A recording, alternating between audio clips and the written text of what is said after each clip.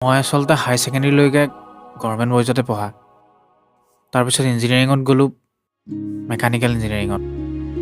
মোৰ সেইটো কাৰণে ছোৱালীৰ লগত কথা পতাৰ কনফিডেঞ্চেই নাই। মানে এনেকুৱা নহয় যে মই কথাবোৰ ক'ব নোখোজোঁ, কিন্তু মই এক্সপ্ৰেছ কৰিব নোৱাৰোঁগৈ। মানে তুমি কি ভাবিবা, জাজ কৰিবা নেকি, এইবোৰ ভাবোঁতেই গুচি যায়। মানে মই অলপ ইণ্ট্ৰভাৰ্ট হয়।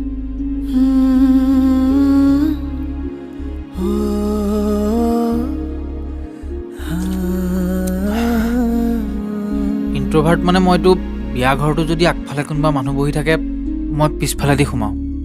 ৰাস্তাইদি যদি কোনোবা চিনাকি মানুহ যায়, মই মাতিম ভাবোঁ, কিন্তু মাতি দিব নোৱাৰোঁ, পাৰ হৈ গুচিয়ে যায়গৈ।